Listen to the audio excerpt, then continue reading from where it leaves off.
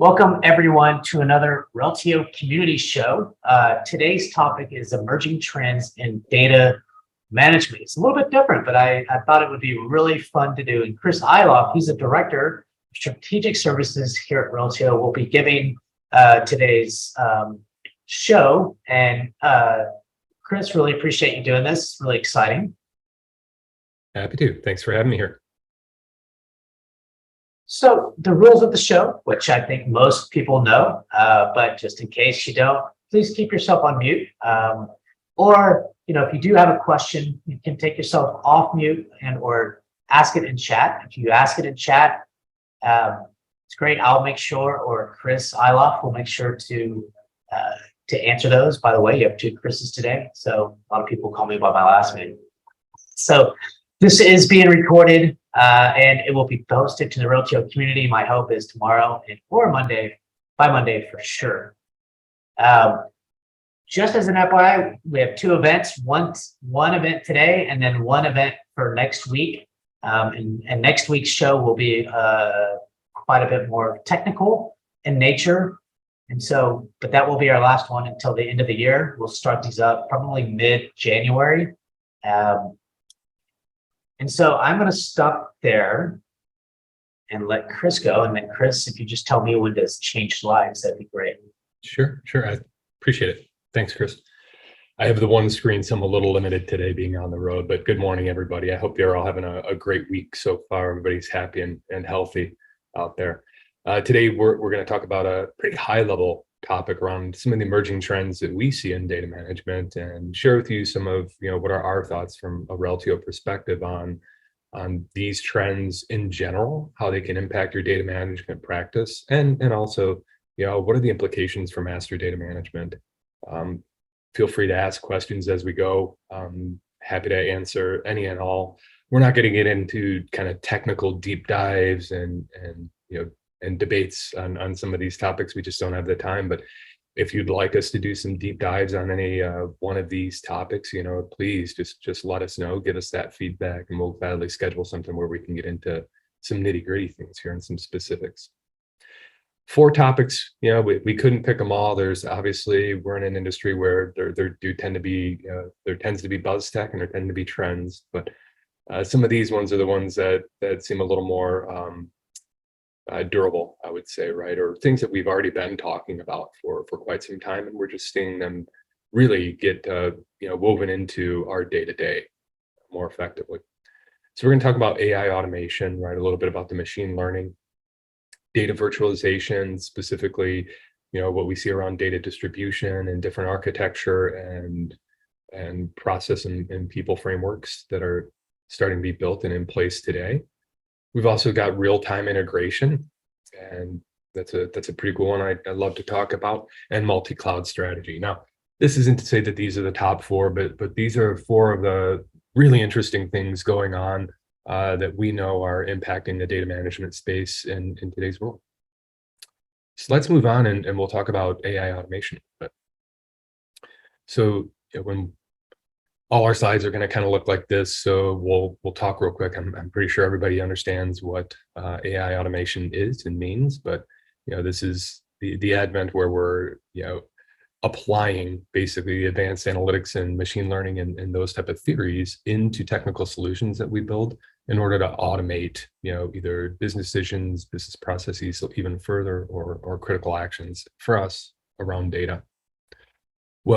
What I find really interesting about AI is an analogy I have is my youngest son is a chemistry graduate. So he's a chemist and loves looking at the ingredients anytime we bring products in the house. So we have these hydration packs, right? These powder hydration packs.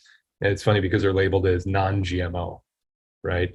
And in thinking about AI across the board, it seems like much like that non-GMO label on a package of salts, which is weird, and doesn't apply. We see this too with AI, right? We see labels, we see it kind of branded on many different software packages and across different things.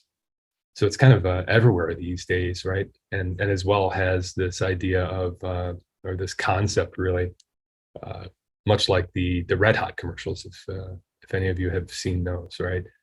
AI is kind of, you put it on everything, right? So we're seeing it a lot. We're seeing it out there all the time. But what does it mean, right? And in general, where we see a lot of benefits, are around using it to automate, right? So hence we dialed in AI to be specific to automation here. And we see it automating the transacting of ETL and ELT and data management, right? So any of the transformations that we're making, we're seeing people adapt their ETL streams or other data integrations that are doing data transformations to include, AI and machine learning specifically around, data quality initiatives. So where you're automating cleansing and standardization and things of the like. And we also see it in data stewardship activities, right? So one of the big things around data quality, right, and what we do is we have data stewards, right? We have people manually making sure that our data has high quality, right? They're doing checks, they're updating, and these are things that we see people starting to use AI to improve, right? Data quality, but to do it in an automated fashion and reduce the load on a lot of the data stewards that are out there. And again, similar to the kind of the data quality focus, that's really, if we look at it from another lens, being able to automate some of these things that are helping create better data quality is really a great and easier way sometimes to activate policies from data governance. That can be really, really challenging sometimes because it requires, a combination of things. It requires a lot of conversation with different data stakeholders to create policies, and then you got to figure out all the places that you need to plug that in, right? AI is a great way to create some of that automation and enforce those policies when it might be a little bit more difficult to do so. We see, a big focus on producing decentralized data products as well. And AI is helping to make some of those products a little more durable, a little more robust, meaning when we have AI embedded into data products, they're able to manage data change, right? So as an organization's data evolves, as it naturally does, as new sources come in or activities like mergers and acquisitions come in and change the data significantly, having AI embedded in as part of these data products can really help that data product maintain its efficacy across data change, right? So data changes, but it doesn't ruin the insights or other aspects of data products that you're producing. Things you really want to be considerate of, and these considerations just mean, hey, let's just think about this, keep this in your mind, right? Is I say here, don't let the hype exceed your abilities, right? There's AI and ML, right, are very, very distinct skill sets, right? And not all organizations have this skill set, within their teams, right? Or the ability to hire it out. So before we make decisions to design solutions with AI and machine learning embedded, we need to make sure that we actually have the ability to maintain that and manage that over time as well. And we have the skill sets and the expertise in-house to do that. Next is really alignment, and I kind of touched on data governance just a little bit, but we do see organizations with AI strategy, right? Where your enterprise architects and your solution architects actually do have an idea of where it makes sense to use AI and machine learning, and they have some standards and some guidance around that. And oftentimes that can also be aligned to, or needs to be aligned to, data governance and any of the policies that you're trying to inform there. So making sure that those two are aligned is a way to make sure that the path is clear for you to actually have a successful implementation of anything with some AI or machine learning in it. And lastly, back to the kind of the Frank's Red Hot thing, it's not a panacea.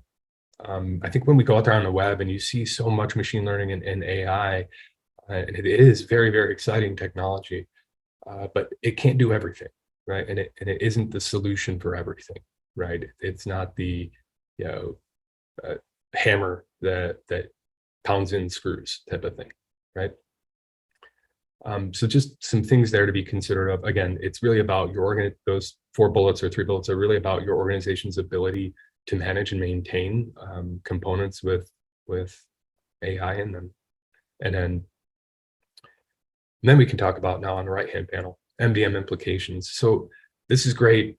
Yeah, we kind of know this, we get this about AI automation, but how would I apply AI automation aspects to MDM to make any types of improvements, and where would that fit? You see on the right-hand side, I've got these 4 highlighted, 4 of 6 are the kind of general high-level capabilities of an MDM application or system. So, but when it comes to MDM, some of the obvious ones that I mentioned just a moment ago are data management, or data quality management, and data governance, right? Again, this is where we see our ability to implement, validation rule sets, but standardization, cleanse, and enrichment type of activities that happen as part of a robust data quality management platform. We can do that with AI now, so that we're detecting things and resolving them before they ever create an issue, and that's fantastic. And you can do that without flagging the data and waiting for a human to correct that, which is amazing. Next, we have really entity resolution and relationship management. These 2 capabilities are affected or can be affected by AI automation in similar ways, right? So when we talk about entity resolution, we're talking about matching, right? Matching and merging. And these match rule sets, you can make them as simple, you can make them as complex as you really need to. It really depends on your data.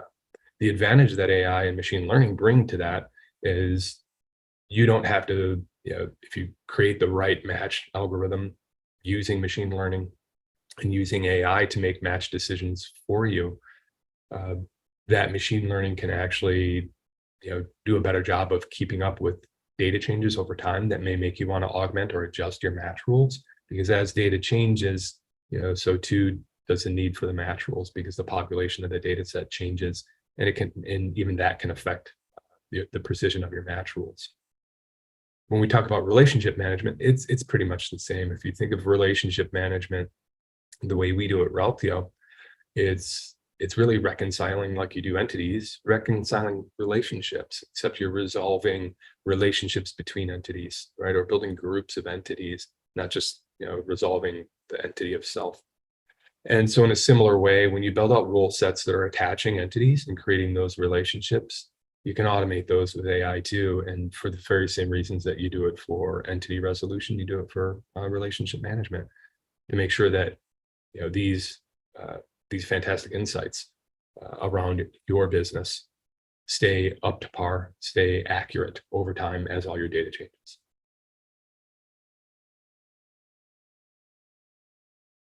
And we can go ahead and go to the next if there's not a lot of questions.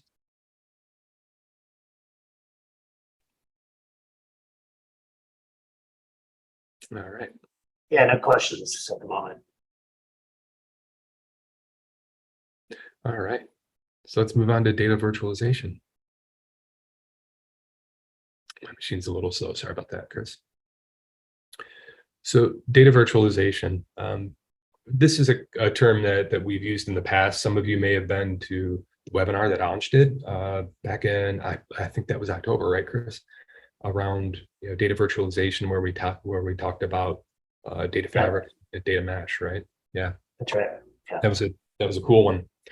So when we talk about data virtualization, right, it's really applying distributed data management patterns or architectures, right, to your organization. You hear the buzzwords like democratizing data, right? And that's what we're talking about here. We're not going to get into debating fabric and mesh and which is better. That's going on, has been going on for the last almost year or so, and we'll let that kind of figure itself out. But again, our belief is that you can gain advantages of both of those, right? And it's advantageous to MDM as well. So either approaches work, give you great benefits. They help remove a focus on these monolithic data stores and solutions that align and processes that align to those monolithic data stores.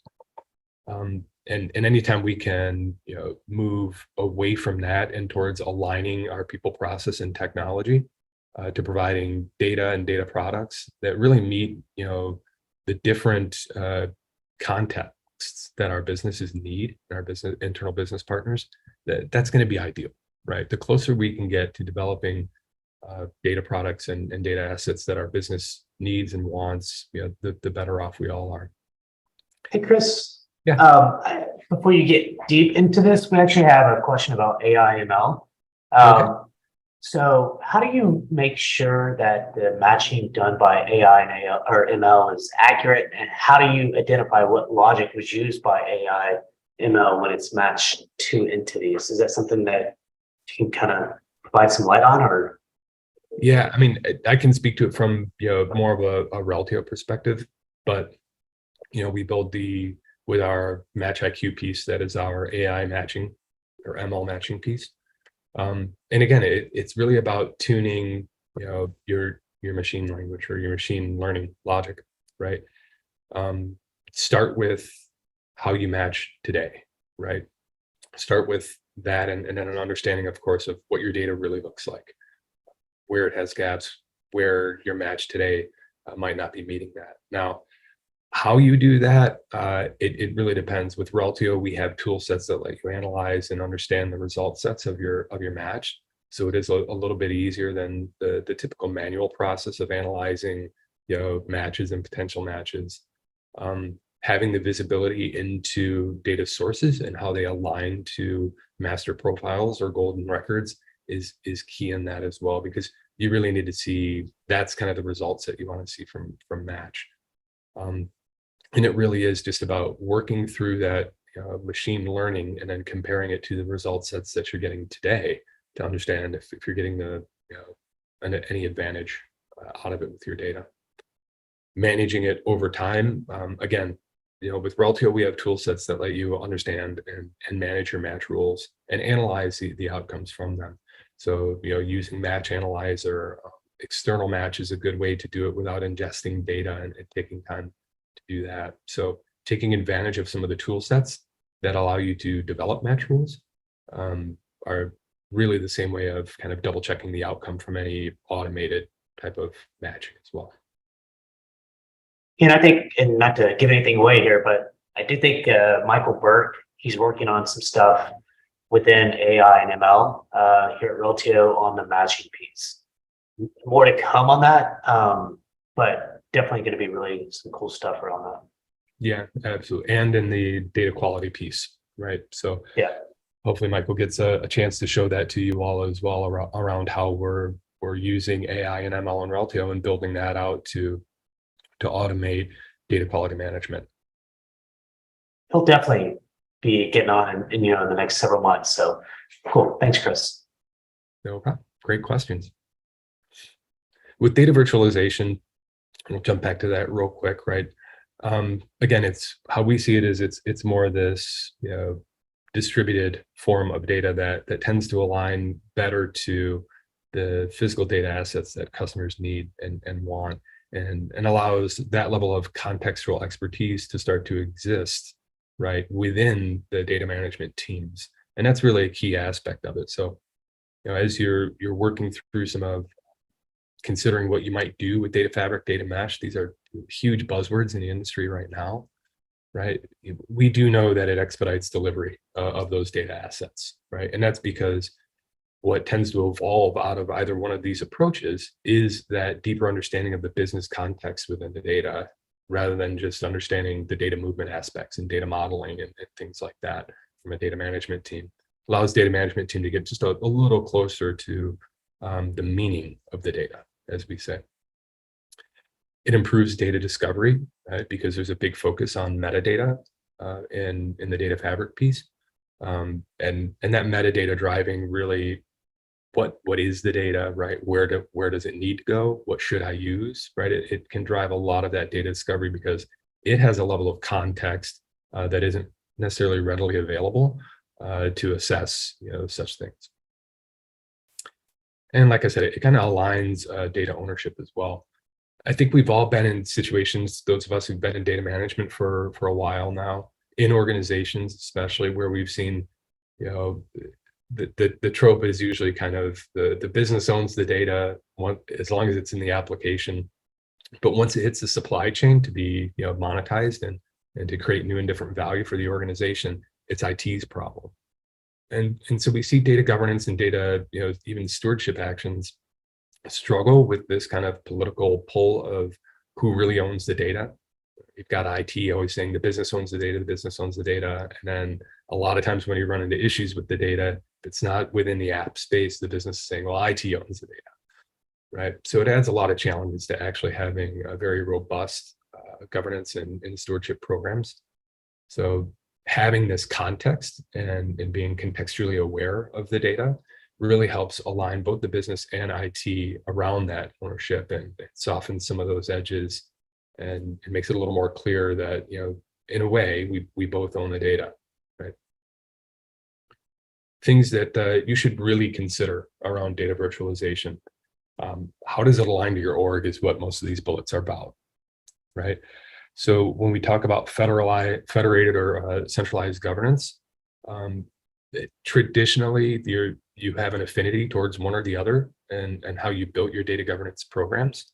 And if they're very mature, you should be able to understand whether or not there's an alliance or affinity to having a more distributed data governance, where different teams, usually specific to business domains or even data domains, have a focus and an ownership of the data within that domain. We see that in places, but we also see where wholly centralized teams, and they'll just be one team kind of owning it all from a governance perspective.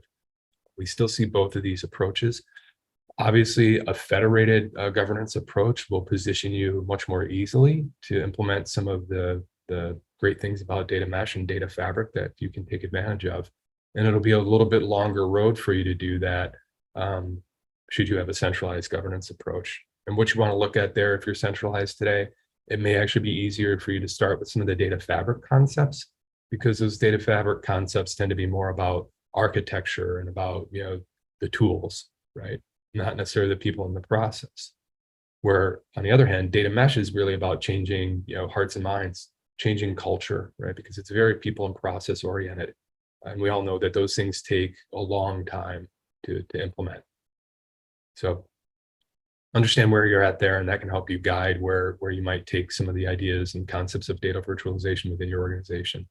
And that has a little to do as well with your organization's ability to adapt.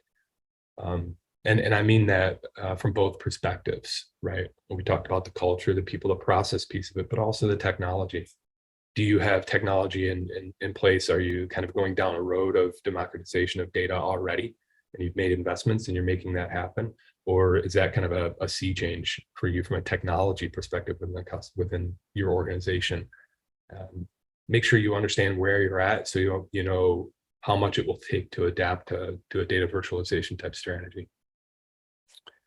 And lastly, for considerations, I mean, from an MDM perspective, it's foundational, and that's why you see all of the capabilities kind of turned on for this one, right? Is that MDM is really a foundational piece to either one of these strategies, right? Because in creating data products, or even in democratizing the data, that data just is your core data. It runs your enterprise. It needs to be accurate, it needs to be unified, right?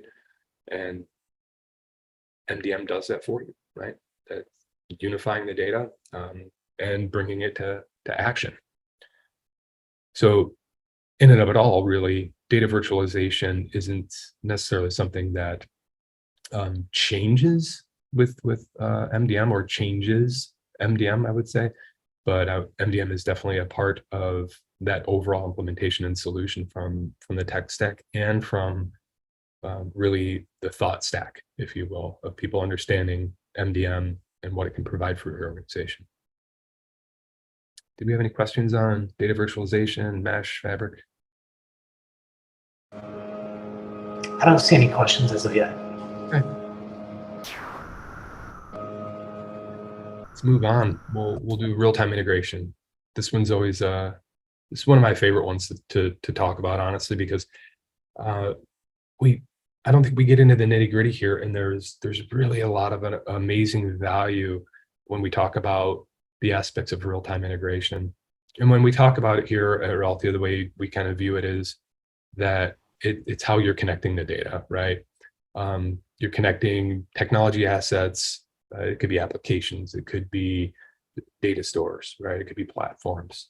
But it's all about distributing that data, right? And the real-time part is about doing it in a continuous manner, right?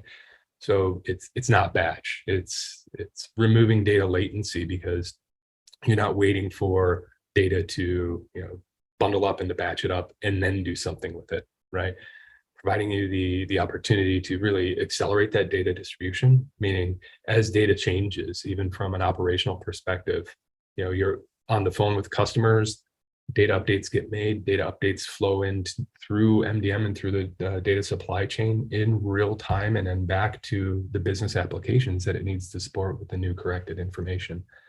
This is kind of the one of the dreams we had back in the early 2000s, right, around data management, and specifically MDM being more real time and supporting operational use cases. I say it enables data duality, and what I mean by that too is there's an aspect here around being able to have real-time pipelines of data, a real-time connectivity between apps and data management utilities. It allows us to not replicate data to suit both analytical and operational use cases, right? We can actually have the same set of data. We don't need to replicate it, but we can use real-time integration connections to feed the data to those disparate use cases, to either the analytics type of use case or to the operational type of use case. It's actually made operational data management and operational MDM and integration into operations much more viable. If we do this, we connect directly. We don't have to build these constructs of operational data stores to serve data to applications in a timely manner, right? And with that, hey, Chris, yeah. Any guidance on real-time integration and sequence synchronization, since much is asynchronous is in Reltio? From an MDM perspective, so the asynchronous, right, type of matching or processing of data for entity reconciliation or entity resolution.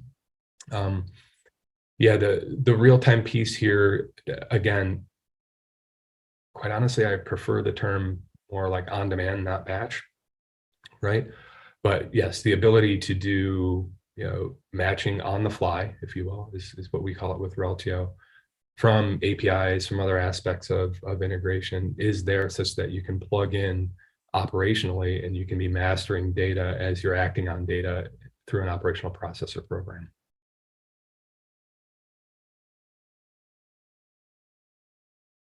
Thanks, Chris. And Mark, is that Mark Burlock? Yeah. Okay. And then is the real-time integration via RIH? It can be. So we have 3 forms that can let you do real-time integration here in Reltio. The considerations there kind of talk through some of those, right? And they all support high performance and scalability, which is absolutely key. When we talk about real-time integration with Reltio, the questionnaire of via RIH, that's Reltio's integration hub. That integration hub is a representation of really integration platforms, right, as a service, iPaaS stuff. So these are wonderful tools, right? And when we think about that, yes, RIH is one of those tools. It allows for the no-code, low-code type of development, which is very key. We've seen that no-code, low-code type of development reduce integration construction by 75% with our customers. And this is because, again, you're not building out these monolithic ETL streams for every piece of data that you want to move, for every data asset that you want to move and present and give to the business or to an application or to another data store. And that's one of the big advents of real-time integration is these low-code, no-code integration platforms. The no-code connectors, these are the ones that are just out of the box with more rigid data structures and data models in them to let you connect to your enterprise's larger, applications like Salesforce and things like that, doing that automatic connectivity there. These are a lot easier to build and manage than our really large ETL streams, right? And what we're seeing is with some of the low code configuration, we can do a lot of the basic transformations of data that are being done in these broad and monolithic ETL streams. So those have follow-on impacts, right? When we talk about total cost of ownership, right, of the data supply chain, a lot of that cost of ownership in the data supply chain does come from everything that we write and manage to move data around, right? Which is data integration, right? I've seen projects multiple times, projects either delayed or even, shelved because of the expense of actually creating and managing, all these new data assets to, from the old school data warehousing perspective, highly normalized data and all the ETL structure that needs to happen within that to make that happen. It can be very cost prohibitive to growing your data. Whereas these quick tools that you can either just plug and play a connector, develop a really quick low code, no code integration with something like RIH, and also using the API driven architecture in a way that allows you to attach microservices and things like that in a very high performant manner. All of these are ways that you can do real-time integration into your MDM and into the other parts of your data management stack, which is why on the right-hand side, we see again, everything's kind of highlighted and lit up. Obviously, real-time integration capability is the one that's most, has the most implications here when we look at from an MDM capability.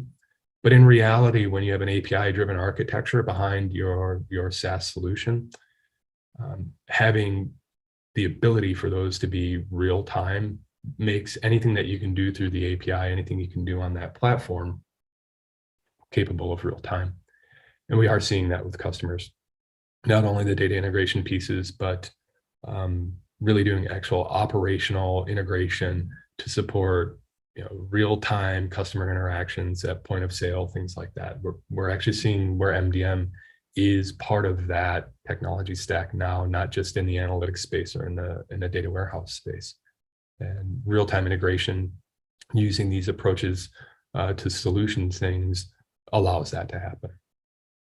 Hey, Chris, how do you make sure that data quality still meets the data quality standards? So, most MDM systems have data quality checks, before publishing or releasing data to downstream consumers. So it becomes challenging if you push updates in real time. Yeah, so this is where we start to augment, like we had talked about a moment ago, and we try to do as much of that data quality, issue capture and resolution in an automated fashion as possible, right? So that real-time data and issues in the real-time data aren't perpetuated downstream. So it's about doing the data quality management piece in a more automated fashion, and that's where we start to prevent some of those.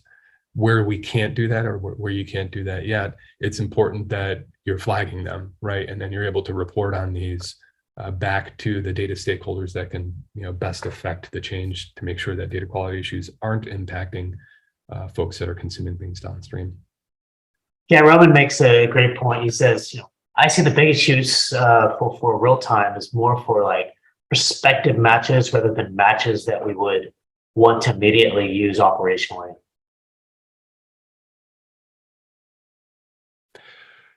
Yeah, we do see that.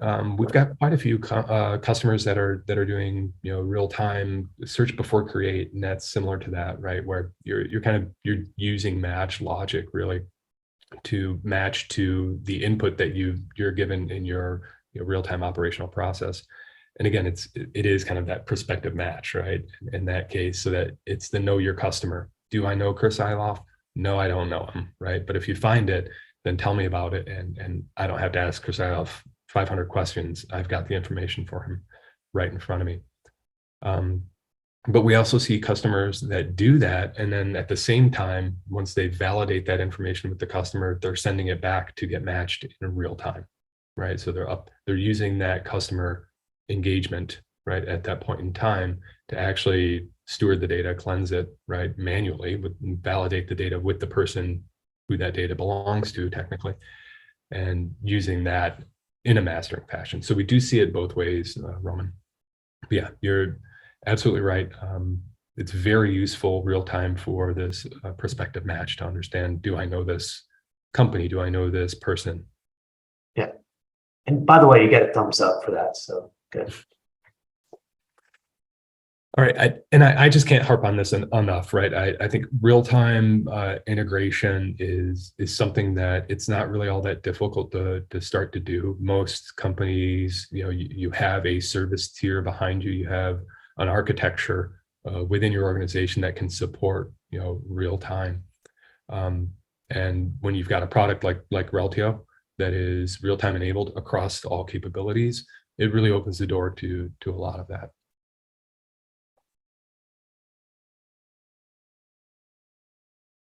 All right, moving quick. So let's move on to multi-cloud strategy. So multi-cloud, we define it in a very specific way here because there's a couple different interpretations when we say multi-cloud.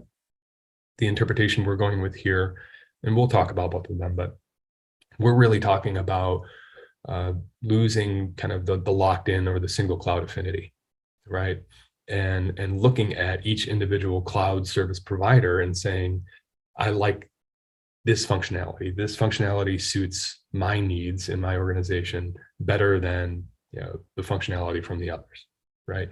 So it's kind of about really looking at what the cloud service providers have to offer you from a function and feature perspective, and looking across all those providers to select really, it's kind of considered a best of breed approach, right? And pick the thing that works best for your organization and for what you're trying to do. So that's enabled by having a multi-cloud strategy. It also minimizes risk of disruption because we see folks not just looking for best of breed solutions offered by the cloud service providers. We actually see them building redundancies across different cloud providers, right? They do this for business continuity reasons, obviously, right? And to protect their systems that are mission critical that need to be up, 24/7 or have, 5/9 type of availability.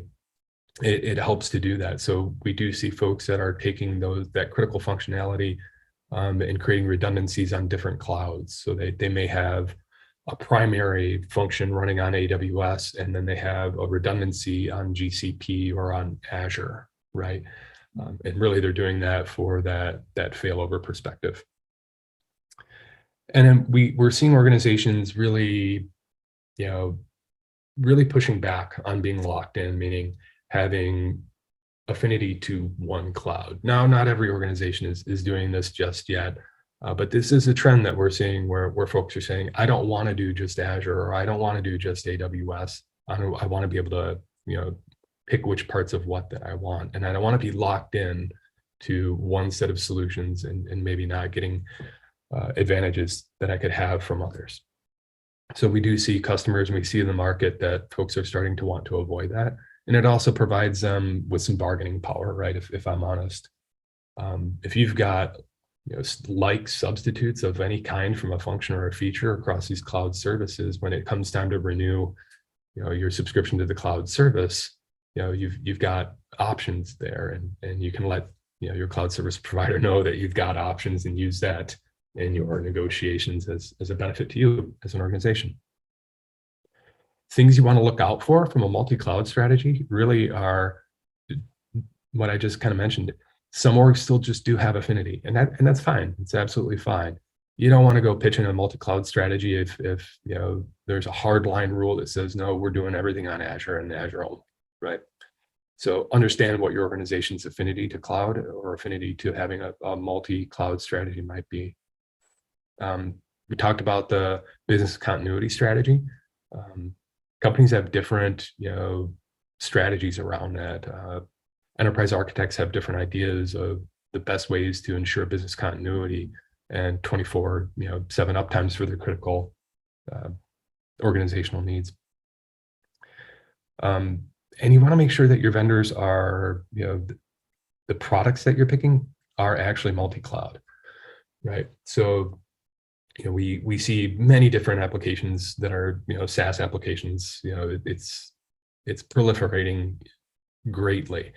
And we do see some of those that are unique and restricted to one cloud. If your organization is moving towards a multi-cloud type strategy, then you need to make sure that in your selection criteria for your software packages, for your vended packages, that they support that as well, right? You don't want to end up buying something that locks you into one cloud. And then you end up kind of moving some of that functionality away from that cloud to another one because, there you go. Your utility, your tool is not going to work. When we think about it from an MDM and what are the implications of multi-cloud and MDM, again, it's really more associated to that point I just made about vendor selections, right?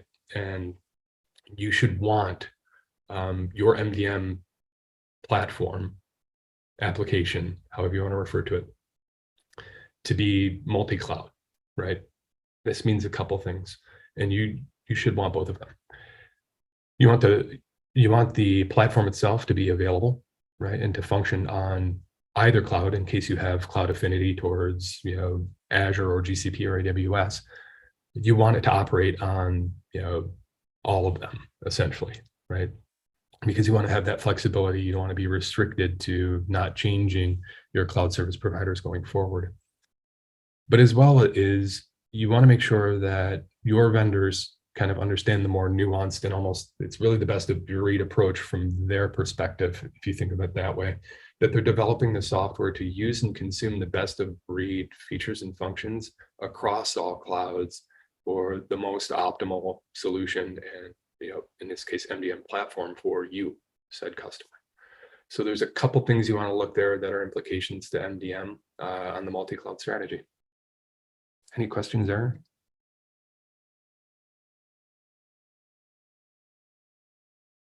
Looks like we have one from Vinod.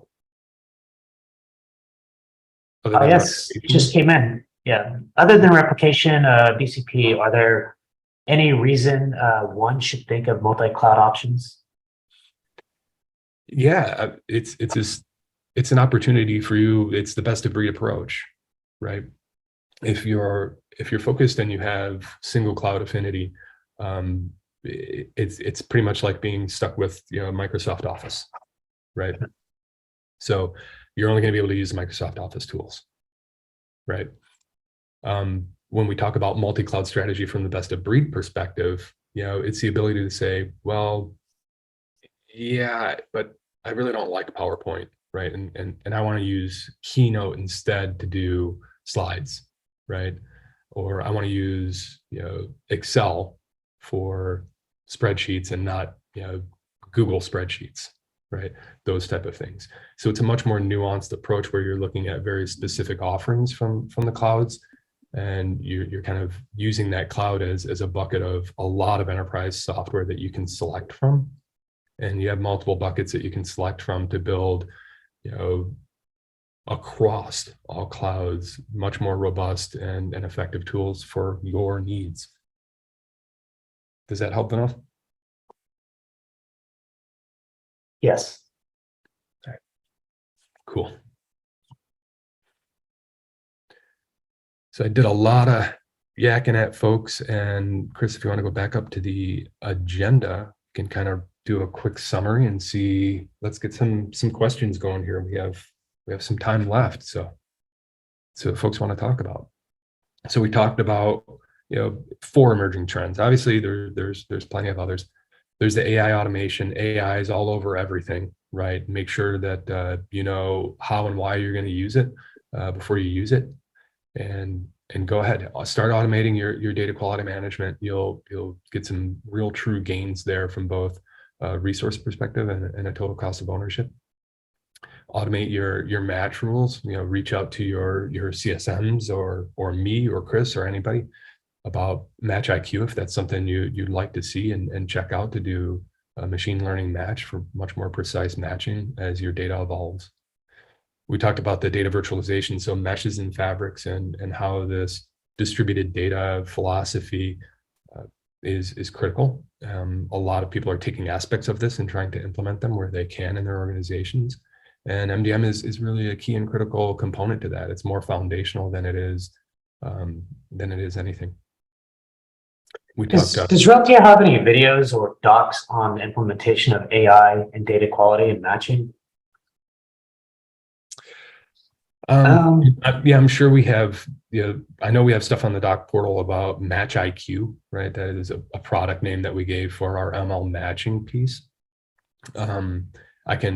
We can take a look. Chris and I can look to see what we have from a video perspective, right? Or any training. Yeah, we have one on MatchIQ, machine learning based matching. So I just put that in the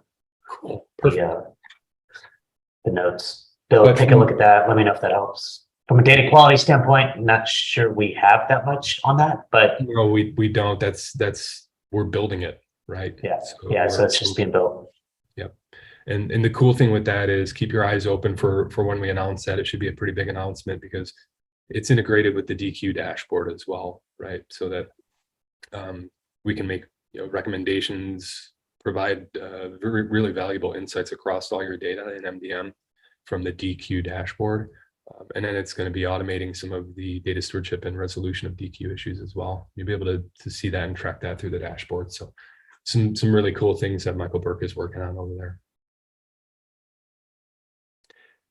there. Just to recap, real-time integration, right? Again, we can do a lot of things that ETL can do for cheaper, faster, and you can support both analytic and operational use cases with one set of data and one pipe. And we just wrapped up MultiCloud Strategy of looking across all the cloud providers for best in breed solutions within their offerings, as well as using it to build full scale redundancies for business continuity. So with that, we've got, what do we have, about 10 minutes, Chris?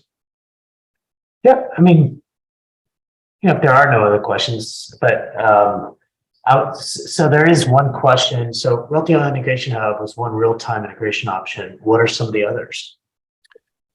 So we've also got connectors, right? So there's the connectors are more for the way we've kind of rolled it out. Our coverage, it can all be real time. RIH, you should consider RIH for when you need to do some customization, right? The out-of-the-box connector, like the Salesforce or the Snowflake connector from Reltio, is much more restricted, right? It's kind of, we know it needs to do at least this, right, to get data to Salesforce and back. So the data models are locked on that. It's a much more kind of locked in type of product. If you wanted to add, if you wanted to connect to Salesforce, but you needed a couple different fields that aren't in or unique and are not included in the model that comes with the Salesforce connector as an example, or you wanted to add some transactions to the data because you wanted to make data changes within that, sending data back and forth with Salesforce, that's when you could look at RIH. Again, and both of those operate in sub-second real time, as do our APIs. So it's really about considering your skill set, what's appropriate for the solution, what's appropriate for your organization.